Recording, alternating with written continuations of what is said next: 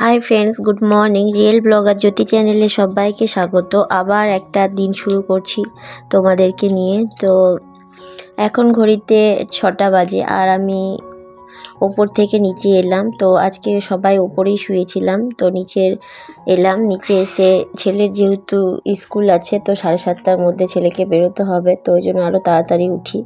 তো নিচে যেহেতু কেউ ছিলাম না, তো সব পরিষ্কারই ছিল। আর আমি তো রাত্রেবেলায় বাসন মেজে ঘর রান্নাঘর সব মুছে পরিষ্কার করে আমি যাই। সকালবেলা টাইম পাবো না বলে, তো সকালবেলা যেহেতু বাসি হয়ে যায়, তো ঝাড় দেওয়া আর একটুখানি জাস্ট নেতা দেওয়া এইটুকুই করতে হয়। তো আমি এখন বেড কভারটা একটুখানি ঝেড়ে পেতে নিচ্ছি, দিয়ে তারপরে ঝাড় দিয়ে নেবো। আর সকালবেলাটা খুব তাড়াহুড়ো হয়ে যায় বলতে, এইদিকে ঘর ঝাড় দিয়ে পরিষ্কার করা, এদিকে কলে জল ধরা, আবার এদিকে ছেলেকে রেডি করা, ছেলের টিফিন তৈরি করা, তো সব কিছুই খুব হুটোবাটি হয়ে যায়। তো কয়েকদিন 5টায় উঠেছিলাম, তো তারপর থেকে দেখছি যে শরীরটা খুব খারাপ হয়ে যাচ্ছে, বলতে ঠান্ডা লেগে যাচ্ছে, গলা ব্যথা হচ্ছে, ওই জন্য একটু দেরিতেই উঠছি। আর নিচের ঘরটা সব পরিষ্কারই আছে, যেহেতু রাতে কেউ ছিলাম না, সব পরিষ্কার করে রেখেছিলাম। তাও একবার ঝেড়ে মুছে ভাবলাম যে যখন ঝাড় দিচ্ছি তো সব একবার ঝেড়ে মুছে একবারে ঝাড় দিয়ে নিই, পরিষ্কার হয়ে যাবে। আর তারপর এদিকটা সব নিচেরটা সেরে ছেলেকে স্কুল পাঠিয়ে তারপর আমি উপরে যাব। তো এখন আমি ঝাড় দিচ্ছি। আর সত্যি কথা বলতে শ্বশুরবাড়িতে সবাই আছে, কিন্তু কোনোদিন আমি কিছু হেল্প পাই না।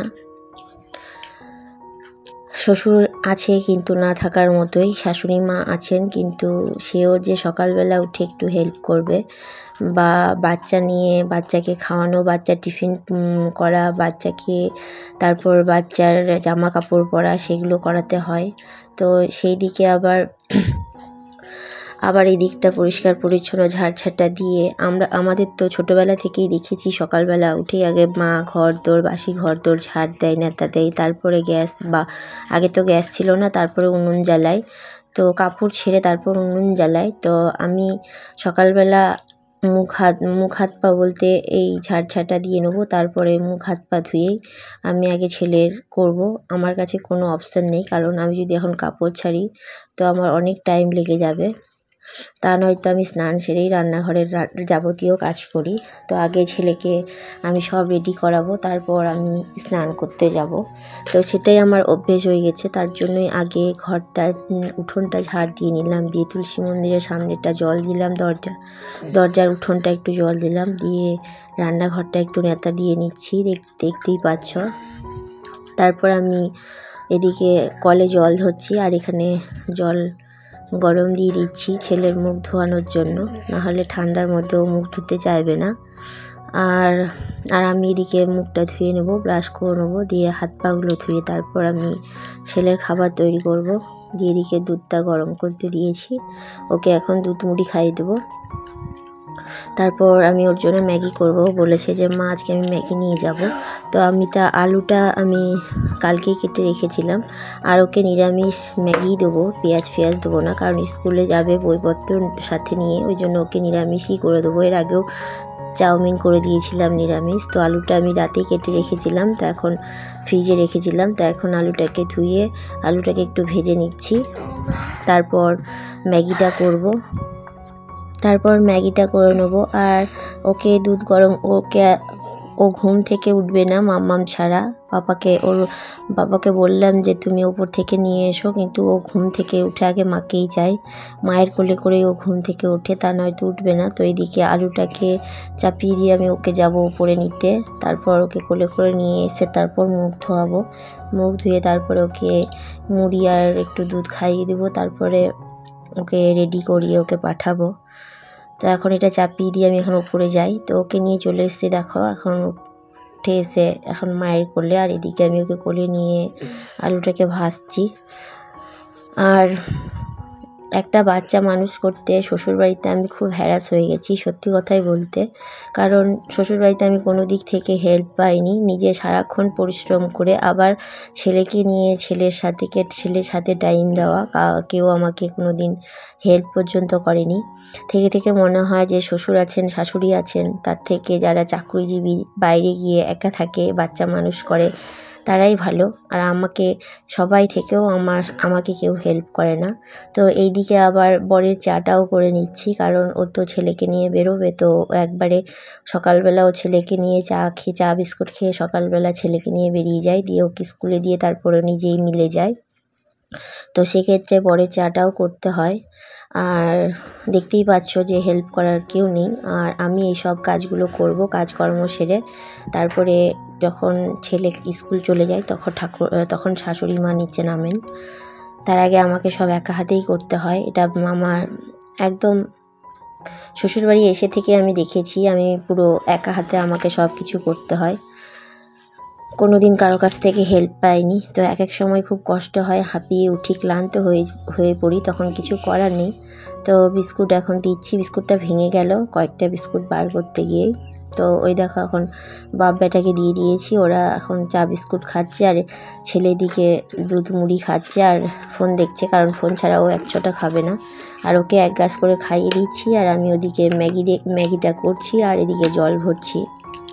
আর সকাল 6:30টার সময় জল চলে আসে, তো রান্না করার জল আর আমাদের বোতল কটা ভরতে হয়, ওর জলের বোতল ভরে দিই। তো সব সাজিয়ে গুছিয়ে করতে হয়, না হলে কিছু করার নেই।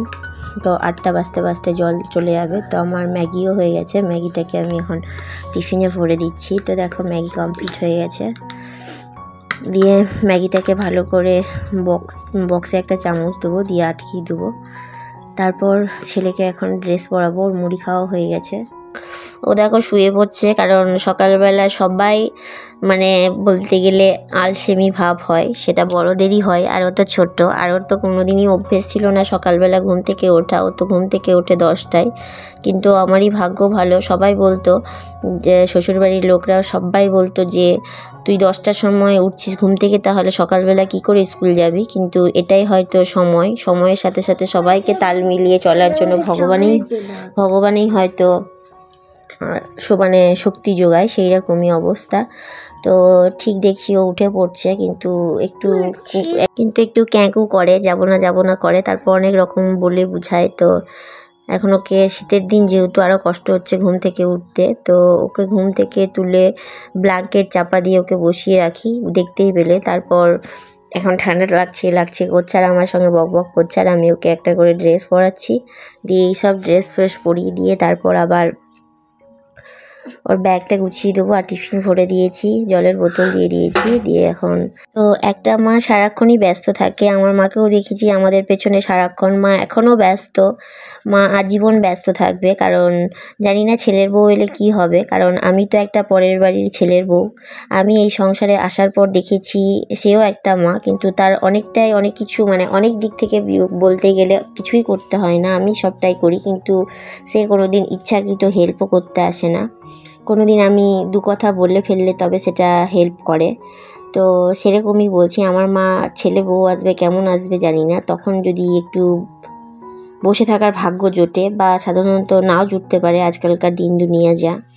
তো যাই হোক, আমি আমার মাকে দেখে বলছি যে মা কোনো দিন যেমন সবসময় ব্যস্ত থাকে, আমিও সেরকম সারাক্ষণ ব্যস্ত থাকি, ক্লান্ত হয়ে পড়ি, কিন্তু এই স্কুল টাইমটা যেন আরও টাইমিংয়ের মধ্যে ব্যস্ততাটা বেশি হয়ে যায়। কারণ অন্য সময় ব্যস্ত থাকলেও মনে হয় যে না টাইম আছে, করছি, আর এই স্কুল টাইমটা এত ব্যস্ত হয়ে পড়ি যে টাইমের মধ্যে সব কিছু করাতে হবে। আর মুখে দেখো ক্রিম মাখবে না, কিছুতেই ক্রিম মাখতে চায় না। তো আমি বললাম অল্প একটু ক্রিম দিই, কারণ শীতের দিন তো একটু রুক্ষ ভাব থাকে। তো আমি একটু ক্রিম জোর করে মাখিয়ে দিলাম, দিয়ে জলের বোতলটা ভরে দেবো, জল ভরে রেখেছি। ওই জন্যেই বললাম যে শ্বশুরবাড়িতে একটা বাচ্চা মানুষ করা কেউ যদি হেল্প না করে বিশাল টাফ হয়ে যায়। ওই জন্য আমি এখানে 2 মাস থাকলে, আমি যতদিন ও বড় হয়নি, এখন স্কুল টাইম, তো স্কুলে আমি এখন ওর জন্য আমি আর বাবার বাড়িতে যেতে পারবো না। কিন্তু আমি এখানে 2 মাসে এত ক্লান্ত হয়ে পড়েছি যে বোঝানোর মতো আমার কেউ আমাকে কেউ বুঝবে সেরকমটাও কেউ ছিল না, বা আমি কাউকে আমার কষ্টটা বোঝাবো সেরকমও কেউ ছিল না। তার ফলে আমি বাবার বাড়িতে যেতে বাধ্য হয়েছি। গিয়ে 2 মাস থেকেছি ছেলেকে নিয়ে, 2 মাস 3 মাস করে থেকে এসেছি। তো এখন তো আর উপায় নেই, আমাকে এখানে থাকতেই হবে। জানি না আমার শরীরের কি অবস্থা হবে, কিন্তু আমার পরিস্থিতি এমন যে আমি বসে থাকতেও পারি না, দেখে সব ফেলে রাখতেও পারি না। আর আমি একটু পরিষ্কার পরিচ্ছন্ন টিপটাপ, তো সব কিছুই টিপটাপ করতে ভালো লাগে। তো আমি নিচে সব কিছু করে ছেলেকে স্কুল পাঠিয়ে দিয়ে এখন ওপরে চলে এলাম। দিয়ে ওপরে বিছানা তুলবো। ওপরে এই বারান্দাতে আগের দিন আমি কাপড়গুলো কেচেছিলাম। তো আমি এক রাউন্ড বিকেলবেলা রান্নাবান্না খাওয়া দাওয়া ছেড়ে আমি কাপড় কাচি, বলতে আমার পরার কাপড়টা, তারপর ছেলের স্নান করে রাখা সেই জামা প্যান্টগুলো সেগুলো কাচি। তো সেগুলো ছিল, তো সেগুলোই শুকোয় না, তো সেগুলো ওইভাবে মেলে রাখি বারান্দায়, তারপরে আবার রোদে দিই। আর যেগুলো শুকিয়ে যায় তারপরে রোদে দিই। আর এখানে শ্বশুরের বিছানাটাকে আমি ভালো করে গুছিয়ে নিচ্ছি। আর তারপর আমাদের এই ঘরের বিছানাটাকে গুছিয়ে নিচ্ছি। আর নিচের ঘরটা এত ঠান্ডা যে আমার গলা ব্যথা হয়ে যাচ্ছিল, ফলে ওপরে এসে 2 দিন থেকেছি। কিন্তু ওপরের খাটটা এত ছোট যে 3 জনের হয় না, তো 2 রাত শুয়েই আবার নিচে চলে গেছি। আর নিচের ঘরটা প্রচণ্ড ঠান্ডা। তো আমি এখন ওপরের বিছানাগুলো পরিষ্কার করে নেবো। দিয়ে তারপর আমি গুছিয়ে ঝাঁটা দিয়ে ঘর বারান্দা সব মুছে নেবো। তারপরে তো স্নান করে আবার ঠাকুর ঘর মুছবো।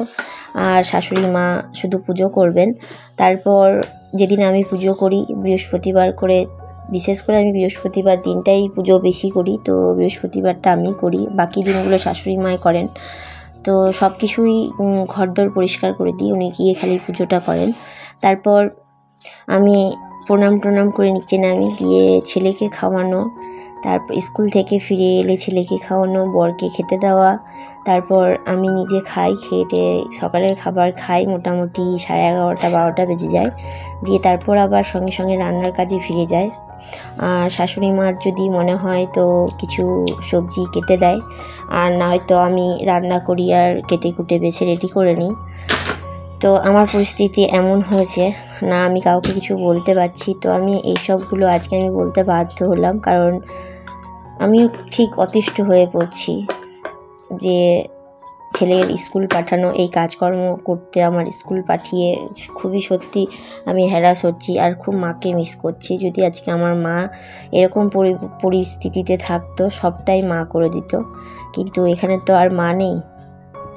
আর শাশুড়ি মারা তো শুধু মেয়েদের কষ্টই বুঝবে, বেটার বউয়ের তো কষ্ট বুঝবে না, কারণ শাশুড়ি মা শুধু মেয়েই বোঝে, ছেলের বউ তো মেয়ে নয়, ছেলের বউই থাকে।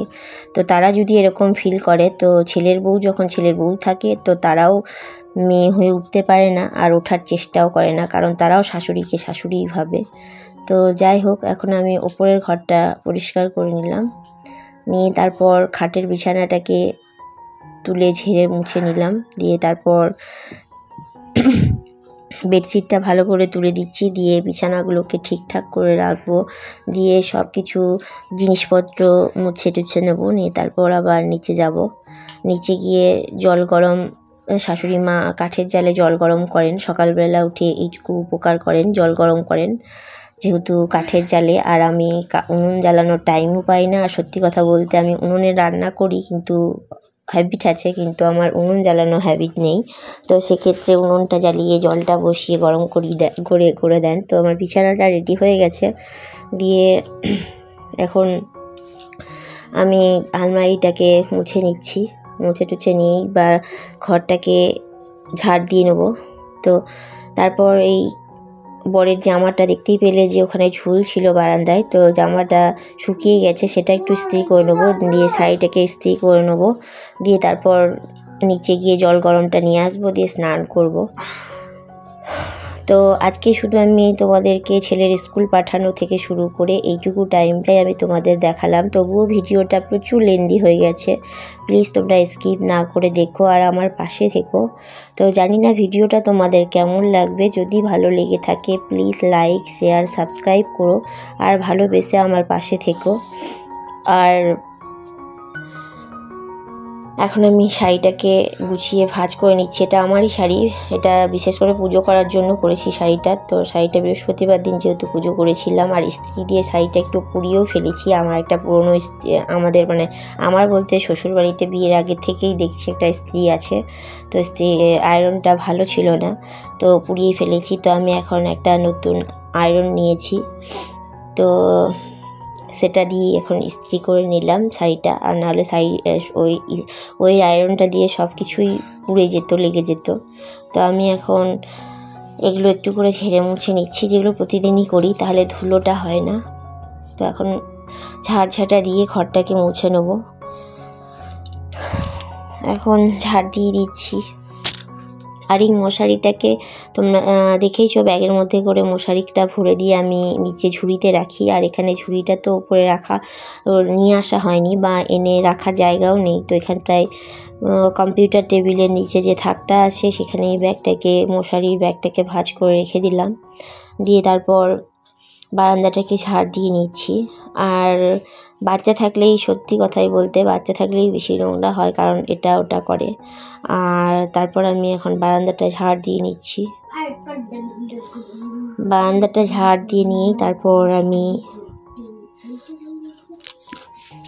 স্নান করতে যাব। তো স্নানেরও প্রচুর কাপড় আছে, সেগুলোকে কাচাকুচি করতে হবে। আজকে রোদটা বেশ ভালোই উঠেছে, আর ভালো রোদ ওঠার ফলে শীতের সময় বিশেষ করে যদি ভালো রোদ ওঠে তো এনার্জিও পাওয়া যায় ভালো, আর তা নয়তো ম্যারম্যার করে দিনটাও, শরীরটাও।